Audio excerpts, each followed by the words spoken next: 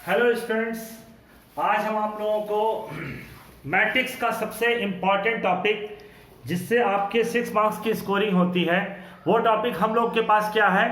वो टॉपिक है हम लोग के पास इनवर्स ऑफ मैट्रिक्स। लेकिन स्टूडेंट्स, इनवर्स ऑफ मैट्रिक्स निकालने के पहले हमें एडजॉइंट ऑफ मैट्रिक्स और डिटर्मिनेंट वैल्यू ऑफ मैट्रिक्स निकालना आना चाहिए। डिटर्मिनेंट ऑफ मैट्रिक्स निकालने के लिए हमारे पास दो मेथड हैं। एक तो एक्सपेंशन मेथड, उस एक्सपेंशन मेथड को हम सबसे पहले आपको डिस्कस करेंगे। उसके बाद हम आपको एडजॉइंट ऑफ मैट्रिक्स निकालना सिखाएंगे और उसके बाद हम इनवर्स ऑफ मैट्रिक्स निकालना आपको सिखाते हैं। तो चलिए आज हम लोग इनवर्स ऑफ मैट्रिक्स के हेडिंग का, एक तो एलिमेंट्री रो ट्रांसफॉर्मेशन से जिसका वीडियो हमने आपको बता दिया है, आज हम आपको adjoint upon determinant of method से इनवर्स ऑफ मैट्रिक्स निकालना सिखाएंगे। इसके लिए सबसे जरूरी आपके पास है कि आप पूरे वीडियो को ध्यान से देखिए और कंसंट्रेट होकर हमारी बात को समझने की कोशिश करिए, क्योंकि अगर आपने पूरी बात और पूरी वीडियो को ध्यान से देखा तो आप इस 6 मार्क्स की स्कोरिंग को कंफर्म, हम आपसे कहते हैं कि आप इसको अपने फेवर में कन्वर्ट कर लेंगे। तो आइए सब फर्स्ट ऑफ ऑल हम लोग जो डिसीजन लेते हैं वो एक्सपेंशन ऑफ डिटर्मिनेंट का लेते हैं। एक्सपेंशन ऑफ डिटर्मिनेंट को हम लोग कैसे निकालेंगे?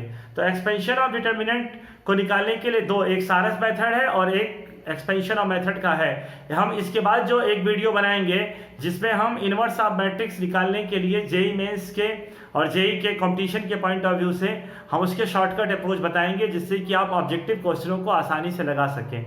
तो पहले आप अपने एग्जाम में, बोर्ड एग्जाम्स में आने वाले, स्टेट बोर्ड या नेशनल बोर्ड एग्जाम में आने वाले, आप कैसे इसको सॉल्व किया जाएगा उस मेथड को आप देखिए, जिससे कि आप कॉपी पे लिखना जाने और उस प्रोसेस को अडॉप्ट कर सकें। उसके बाद फिर हम आपको नेक्स्ट वीडियो जो बताएंगे उसमें ऑब्जेक्टिव क्वेश्चन का शॉर्टकट मेथड बताएंगे। तो चलिए सबसे पहले हम लोग बात करते हैं, किसी भी क्वेश्चन को अगर हमने लिया तो डिटर्मिनेंट वैल्यू निकालना। क्या निकालना बेटा? डिटर्मिनेंट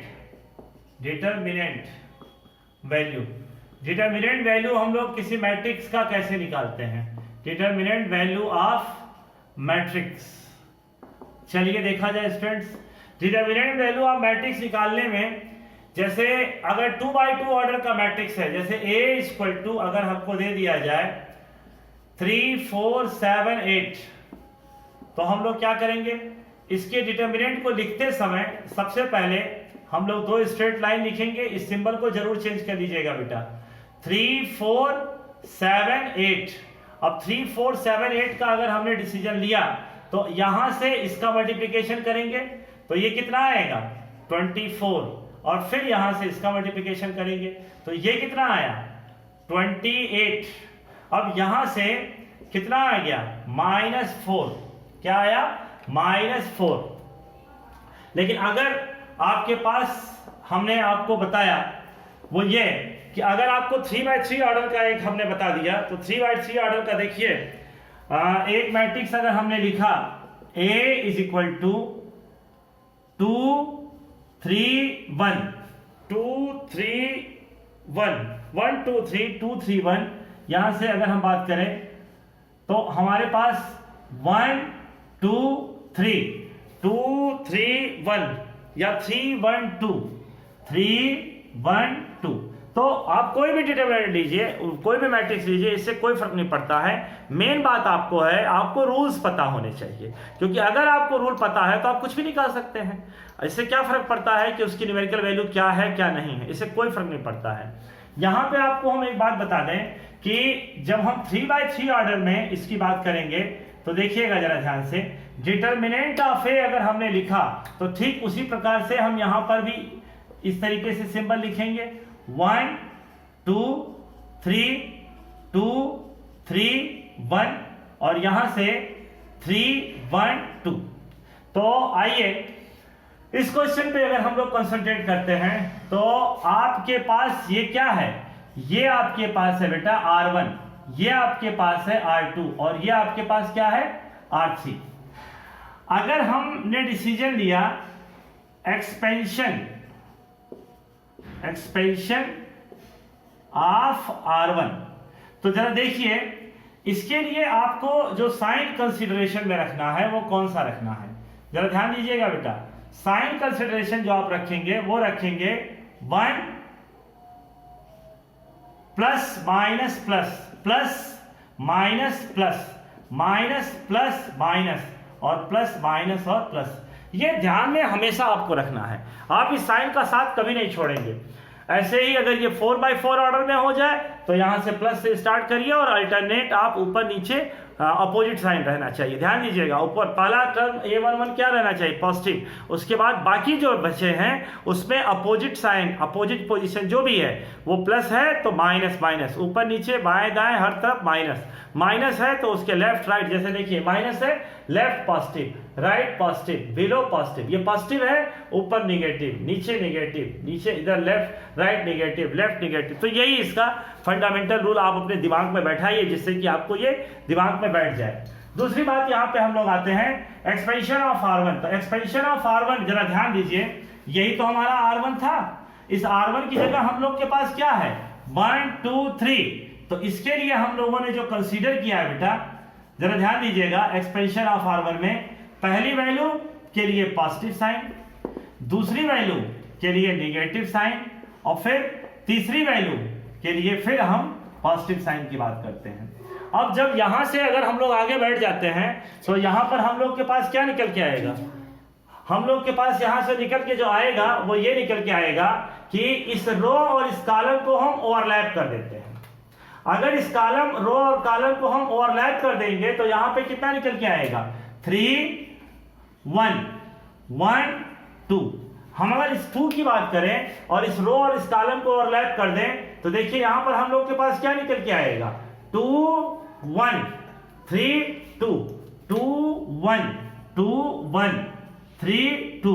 हम इस 3 की अगर बात करें तो इस रो और कॉलम को अगर हम ओवरलैप कर दें तो यहां हमारे पास क्या निकल के आएगा 2 3 3 1 2 3 2 3 3 1।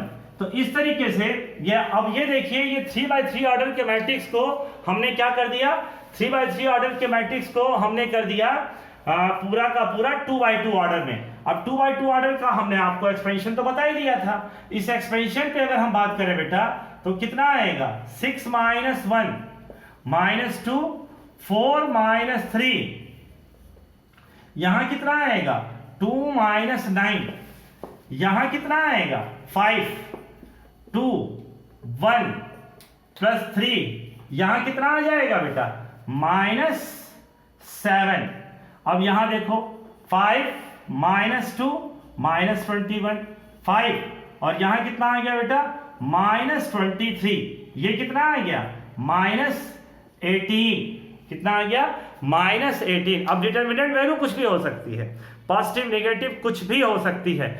और इसके बाद अगर हम बात करें तो ये हम लोग को मिलेगा कि आपको 3/3 ऑर्डर। एक बात यहां पर हम आपको और बताना चाहते हैं, वो ये बताना चाहते हैं कि अगर डिटर्मिनेंट ऑफ मैट्रिक्स आपने निकाल लिया तो चाहे आप R1 का एक्सपेंशन करो बाबू, चाहे R2 का एक्सपेंशन करो, चाहे R3 का एक्सपेंशन करो, उसकी डिटर्मिनेंट वैल्यू पे कोई फर्क पड़ने वाला नहीं है। हम C1 का एक्सपेंशन करें या C2 का एक्सपेंशन करें या C3 का एक्सपेंशन करें, उसकी डिटर्मिनेंट वैल्यू पे कोई फर्क पड़ने वाला नहीं है। तो अब हम लोग इसमें आगे बढ़ते हैं। चलिए हम इसी बात को और अपने आगे बढ़ाते हुए आपको एक एक्सपेंशन वैल्यू में हम आपको देते हैं। जरा ध्यान दीजिए, एक्सपेंशन ऑफ R1 की जगह बेटा हम लोगों ने इस C1 का एक्सपेंशन किया। C1 मतलब क्या बाबू, फर्स्ट कॉलम, C2 का मतलब सेकंड कॉलम, C3 का मतलब थर्ड कॉलम। तो हमने एक्सपेंशन ऑफ C1 लिखा। अगर एक्सपेंशन ऑफ C1 लिखा तो एक्सपेंशन ऑफ C1 में जरा देखिए हम लोग के पास वैल्यूज क्या क्या है 1 2 3, तो 1, इसके लिए हमने पॉजिटिव साइन लिया, 2 इसके लिए क्या लिया माइनस साइन लिया, फिर 3 इसके लिए हम लोगों ने क्या लिया फिर पॉजिटिव साइन लिया। यानी ये चीज हम लोगों की प्रोसीड होती चली जाएगी। अगर यहां से हमने 1 का सिलेक्शन किया बेटा तो जरा देखिए इस रो और कॉलम को ओवरलैप करो। तो after overlapping first row and first column we have 3 1 1 2 3 1 1 2। After overlapping second row, second row and 2 वाले से जाने वाले रो और कॉलम को, तो 2 3 1 2 2 3 1 2 2 3 1 2 3 से जाने वाले रो और कॉलम को हमने ओवरलैप कर दिया, तो हम लोग के पास कितना निकल के आया 2 3 3 1। आ जाओ इस पे 1, ये कितना आया 6 माइनस 1 माइनस 2 4 माइनस 3 3 2 माइनस 9, ये कितना आ गया बेटा 5 minus 2 into 1 plus 3 minus 7 5 minus 2 3 minus 21, ये कितना आया। यानी आपको ये दिमाग में बैठ गया होगा कि हम किसी रो किसी कॉलम का एक्सपेंशन करें उसके डिटर्मिनेंट वैल्यू पे कोई फर्क पड़ने वाला नहीं है। अब हम लोग अपनी हेडिंग को चेंज करते हैं। अब हम लोग अपनी हेडिंग में क्या लाते हैं बेटा, जरा ध्यान दीजिए। हम लोग अपनी हेडिंग में लाते हैं एडजॉइंट ऑफ मैट्रिक्स। क्या लाते हैं बेटा, adjoint of matrix. Adjoint of matrix कैसे निकाला जाएगा, तो एडजॉइंट ऑफ मैट्रिक्स, चलिए देखा जाए adjoint of matrix. Adjoint of matrix का डिसीजन जब हम लोगों ने लिया, तो एडजॉइंट ऑफ मैट्रिक्स निकालने के लिए जरा ध्यान दीजिएगा बेटा, हम इन्हीं क्वेश्चनों को ले रहे हैं जिससे कि आपको ये दिमाग में बैठ जाए कि आपको पैटर्न ऑफ सॉल्यूशन निकल के आ जाए। और एक बार आपके दिमाग में अगर पैटर्न ऑफ सॉल्यूशन आ गया तो फिर आपको कोई दिक्कत आने वाली नहीं है। तो चलिए इसके लिए हम लोग करते क्या है, इसका हम लोग निकालते, थोड़ा हम स्पेस दे रहे हैं जानबूझ के, एक पर्पज है उसका। यहां पे देखिएगा, सबसे पहले हम लोग क्या निकालते हैं, इसका कोफैक्टर। तो कोफैक्टर ऑफ मैट्रिक्स। अब कोफैक्टर ऑफ मैट्रिक्स अगर हमने निकाला बेटा, तो कोफैक्टर ऑफ मैट्रिक्स का मतलब C11 C12 C21 और C22। अब आपको हमने माइनर्स और कोफैक्टर, जस्ट लास्ट वीडियो जो हमने बनाया है वो माइनर्स और कोफैक्टर निकालने का है। तो आप माइनर्स और कोफैक्टर निकालने का पूरा आपके पास प्रोसेस है, आप उसको जरूर देखिए। यहां से अगर हम बात करते हैं, उस वीडियो को आप देखेंगे तो आपको पूरी बात आएगी। फिलहाल हम यहां भी कोशिश कर रहे हैं। देखिए C11, तो हमने फर्स्ट रो और फर्स्ट कॉलम को ओवरलैप करें। After overlapping first row and first column we have 8। अब यहां देखो, इन दोनों का सम 1 + 1 कितना आएगा बेटा 2, इसका साइन चेंज नहीं होगा। C12 first row second column, तो फर्स्ट रो सेकंड कॉलम में हम लोग के पास कितना निकल के आएगा 7। अब इसका रो और यहां पर सम ऑड आ रहा है तो माइनस कर देंगे। C21 second row first column, अब आप देखिए यहां कितना आया 4, आप यहां पे माइनस कर देंगे। C22 second row second column, आपको यहां पर कितना आया 3। तो आप ये देख रहे होंगे कि हमने कोफैक्टर निकाला। कोफैक्टर से बना हुआ एक मैट्रिक्स बना दो बेटा। तो जब कोफैक्टर से बना हुआ एक मैट्रिक्स बनाओगे तो जरा देखो यहां पे कितना आएगा 8 - 7 8 - 7 -4 और 3। अब यहां से अगर हम बात करें कि एडजॉइंट ऑफ सी कोफैक्टर से बने हुए मैट्रिक्स का ट्रांसपोज होता है, तो ये 8 - 7 -4 और 3, इसका हम ट्रांसपोज निकालेंगे। तो जब इसका ट्रांसपोज निकालेंगे तो इसकी ट्रांसपोज वैल्यू का मतलब क्या होता है, first row becomes first column, second row becomes second column. तो ये हमारा क्या निकल के आया बेटा एडजॉइंट ऑफ ए। तो एडजॉइंट ऑफ ए निकालने के लिए कोफैक्टर से बने हुए मैट्रिक्स का ट्रांसपोज करते हैं। और ट्रांसपोज एक्टिविटी का मतलब क्या होता है, रो बिकम्स कॉलम और column becomes row. You can change anyone, either row becomes column और column becomes row. After that you find there transpose. तो अब यहां से एडजॉइंट के बाद बेटा, एडजॉइंट ऑफ मैट्रिक्स निकालने के बाद अगर आपकी हेडिंग में हमने डाल दिया इनवर्स ऑफ मैट्रिक्स, जरा ध्यान दीजिए। तो इनवर्स ऑफ मैट्रिक्स निकालने में आपको करना क्या है, तो जरा ध्यान दीजिए। ए इनवर्स का फॉर्मूला होता है adjoint of A divided by determinant of A. तो अब यहां हमें सबसे पहले डिटर्मिनेंट निकालना पड़ेगा, तो डिटर्मिनेंट निकाल दो। तो ये कितना आया था 24 - 28 - 4 जो कि नॉन इक्वल टू 0। तो therefore A inverse is exist, A inverse is exist. अब आप कहेंगे कि सर डिटर्मिनेंट ऑफ ए के नॉन जीरो होने पर ए इनवर्स क्यों एग्जिस्ट हो रहा है? इसलिए एग्जिस्ट हो रहा है क्योंकि आपके फार्मूले में है क्या, ये डिटर्मिनेंट है बेटा डिनोमिनेटर में, और अगर डिनोमिनेटर में है और ये डिनोमिनेटर ही जीरो हो जाएगा तो ए इनवर्स क्या हो जाएगा? अनडिफाइंड। यानी हम लोग इनवर्स तभी निकाल सकते हैं जब हमें उस मैट्रिक्स की डिटर्मिनेंट वैल्यू क्या आनी चाहिए? Non zero. और एक बात और आपको टर्म बता रहे हैं, अगर किसी मैट्रिक्स की डिटर्मिनेंट वैल्यू जीरो आती है तो उसको सिंगुलर मैट्रिक्स कहते हैं, और अगर नॉन जीरो आती है तो उसे नॉन सिंगुलर मैट्रिक्स कहते हैं। यानी इन जनरल अगर एक लाइन में स्टेटमेंट हम लोग देखें तो हम लोग क्या पाएंगे कि a matrix for inverse of the matrix that should be a non singular matrix. एक नॉन सिंगुलर मैट्रिक्स का ही इनवर्स निकाला जा सकता है, नहीं तो नहीं निकाला जा सकता है। अब बताइए, अब तो इसमें करने के लिए कुछ बचा ही नहीं। यहां पे हम लोग के पास डिटर्मिनेंट वैल्यू क्या आई थी?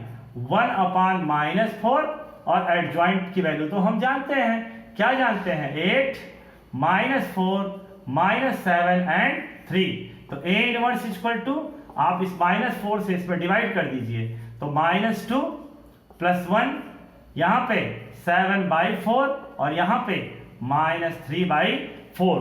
तो अब आप कहेंगे कि क्या सर 2/2 ऑर्डर का ही इनवर्स निकालेंगे? नहीं, हम 3/3 ऑर्डर का भी इनवर्स निकालना आपको समझाने जा रहे हैं। तो चलिए, इसको आप समझ गए होंगे 2/2 ऑर्डर का। बेटा हम इसका शॉर्टकट मेथड भी आपको बताएंगे। आपको एक वीडियो में, हम ये नहीं कह रहे हैं कि हम नेक्स्ट वीडियो में बताने जा रहे हैं, लेकिन इसका हम शॉर्टकट अप्रोच भी आपको बताएंगे और फिर इस पूरे को एक साथ क्लब कर देंगे, जिससे कि आप जितने हमने वीडियो बनाए हैं, जो भी 10-11 वीडियो मैट्रिसेस के, अगर आप इसको समझ लिए हैं तो आप इसको बहुत अच्छी तरीके से समझ लेंगे। चलिए यहाँ पे हम लोग आगे बढ़ते हैं। तो यहाँ पर आगे बढ़ते समय हम लोग के पास क्या निकल के आएगा? हम लोग के पास निकल के आएगा 1 2 3, 2 3 1 और 3 1 2, 3 1 2, तो 3 1 2, और ये पूरी की पूरी वैल्यू अगर हम निकालें तो क्या निकालेंगे? जरा ध्यान दीजिए, यहां पर 1 2 3, 2 3 1, 3 1 2। अगर यहां से हम बात करते हैं तो आपको ये तो समझ में आ गया होगा 1 2 3 2 3 1 3 1 2। अभी अभी हमने स्टार्टिंग में इसकी डिटर्मिनेंट वैल्यू निकाली, तो इसकी डिटर्मिनेंट वैल्यू निकालने में हम आपका टाइम वेस्ट नहीं करेंगे, ना अपना वेस्ट करेंगे। इसकी डिटर्मिनेंट वैल्यू क्या निकली थे बेटा? -18, और हम जानते हैं कि ये नॉन इक्वल टू 0 है। तो therefore A is non singular, A is non singular matrix. Therefore, A inverse is exist. A inverse is exist. A inverse is exist. अब आते हैं इसका कोफैक्टर निकालने पे। कोफैक्टर ऑफ A, तो अब जरा देखो कोफैक्टर ऑफ A कैसे निकाला जाएगा।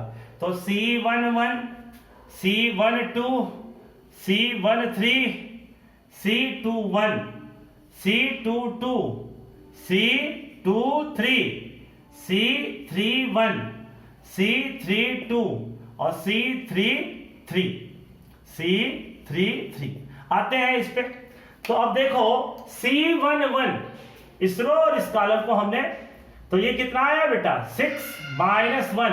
6 - 1 का मतलब क्या निकल के आ गया? 5। C12 फर्स्ट रो, देखिए ये हमेशा किसको रिप्रेजेंट करेगा? रो। तो फर्स्ट रो और ये 2 सेकेंड कॉलम।